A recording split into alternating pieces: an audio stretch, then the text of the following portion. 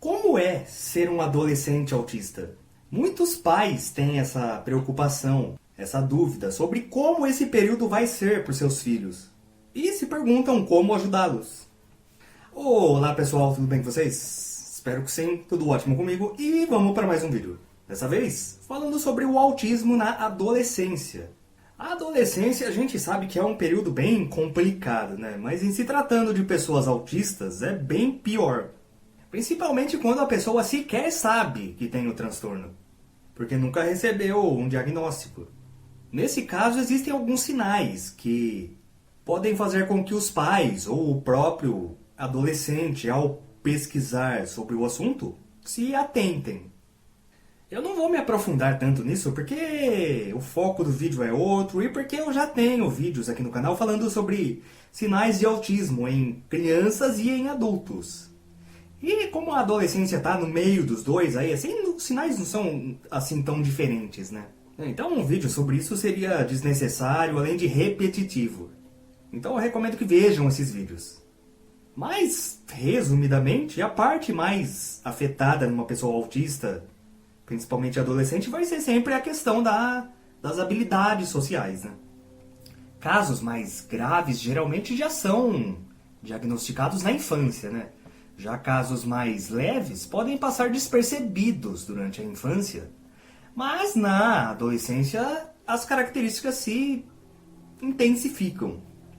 E como o adolescente já tem essa necessidade de ter amigos, pertencer a grupinhos e tudo mais, ele geralmente acaba fazendo muito mais masking, ou seja, camuflando as características autísticas, né? Comportamentos que podem ser vistos pelos outros como estranheza. E claro, isso vai afetar bastante o adolescente. E os problemas vão vir na forma de transtornos relacionados, como ansiedade, depressão, entre outras comorbidades. Por isso é preciso ficar atento para qualquer possibilidade, qualquer sinal que identifique autismo e buscar logo um diagnóstico. O quanto antes e, claro, um tratamento. Os sinais mais comuns são dificuldade para fazer amizades, dificuldade em entender sarcasmo ou ironia, né, ou duplo sentido. Ter uma linguagem mais formal do que outros adolescentes da mesma idade. Dificuldade com contato visual, além de desconfortos sensoriais, né, como barulhos, cheiros fortes, gostos, enfim. Por todas essas dificuldades de interação social, as pessoas autistas tendem ao isolamento social, né? Preferindo ficar sozinhos. Mas isso acaba trazendo muitos prejuízos ao longo prazo. Por isso é necessário ficar atento aos sinais. Então, muitos pesquisam sobre isso para si mesmos, por se identificarem com essas características de autismo. Mas esse vídeo pode ser indicado também para se você é pai ou conhece alguém autista ou suspeita de alguém. Bom, quando se fala em autismo, na maioria das vezes se fala sobre crianças, né? E quase nada sobre adolescentes e muito menos sobre adultos. Mas a gente sabe bem que crianças uma hora crescem, né? Obviamente. E não apenas o corpo muda, mas também a mente. Então, eu separei aqui algumas informações que podem ser úteis. Não apenas aos pais e pessoas próximas, como também aos próprios adolescentes, que são autistas ou que suspeitam, né? Porém, ainda sem diagnóstico clínico. Bom, os comportamentos autistas variam de pessoa para pessoa. Alguns não são verbais, outros falam até demais. Uns vão bem na escola, outros não. Não existe padrão. Então só aí já é algo que os responsáveis devem ficar atentos, né? Em perceber as particularidades daquele autista em específico. Claro que artigos, matérias e até vídeos como esse aqui podem ajudar, mas não basta ficar apenas nisso, já que esses conteúdos tendem a falar de uma maneira mais geral, né? Isso é a primeira coisa. Segundo, certos comportamentos não são exclusivos de autistas, mas estão presentes em todos os adolescentes, né? De modo geral, por conta dos hormônios e das mudanças, coisa que para um autista é complicadíssimo. Então é natural dessa fase terem dificuldade para serem compreendidos, né? Quererem fazer amizade ou começar namoros, se apaixonarem, e isso para um autista é bem mais difícil, já que existe esse déficit na socialização, né? Eles vão ter mais resistência a mudanças na rotina. Alguns têm comportamentos mais infantilizados e que não condizem com a idade que têm. E, no geral, são mais predispostos a desenvolverem transtornos como ansiedade e depressão, como eu já falei, né? Nesse caso, é necessária uma compreensão e uma paciência muito maior por parte dos pais e dos responsáveis, até mesmo professores.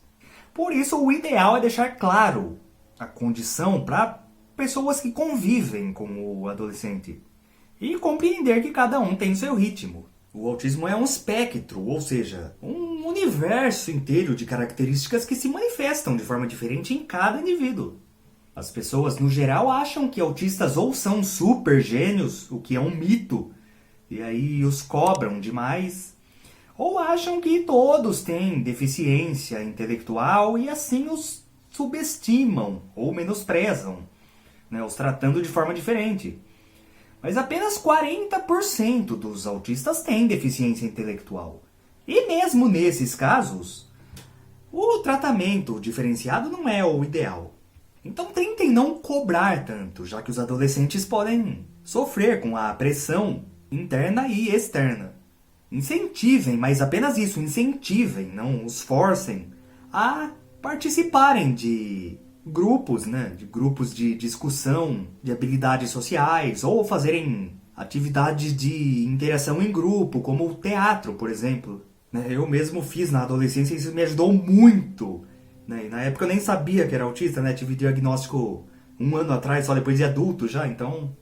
Mas, sabendo eu ou não, ajudou muito, né? Porque lá eles podem aprender a interpretar os sinais de comunicação verbais e não verbais. E ir melhorando nessa questão. E estimulem também suas áreas de interesse ou hiperfocos, né? Porque futuramente aquilo pode vir a se tornar a sua profissão, ou um hobby lucrativo, ou um mero passatempo, mas que ajuda ele a lidar melhor com as crises e com o mundo, sabe? Relaxar. Um erro gravíssimo é querer acabar com o hiperfoco de um autista, né? Afirmando que aquilo não dá futuro, ou não serve pra nada, e que ele precisa focar em estudar e trabalhar. Claro, isso são coisas essenciais, mas dá pra intercalar, vai. E, acima de tudo, fique por dentro do que acontece com o seu filho na escola. Informe-se sobre a rotina, mudanças que podem vir a prejudicá-lo, como tem andado, e corra atrás dos direitos dele. Salas especiais, professores. Não simplesmente entregue ele para a escola, né, e deixa lá. Entra no começo do dia, sai no final do dia, e os pais não estão nem aí pro que acontece lá dentro. Recentemente mesmo a gente viu um caso aí que virou notícia no país inteiro, né? De uma professora brigando com uma menina com deficiência intelectual, né? Que provavelmente já não era a primeira vez que acontecia aquilo, porque já tinha gente filmando, né? Devia ser uma coisa recorrente, então... Infelizmente isso acontece em muitos lugares, né? Que a maioria não vem a público, né? Então é necessário um acompanhamento também na vida escolar dos filhos.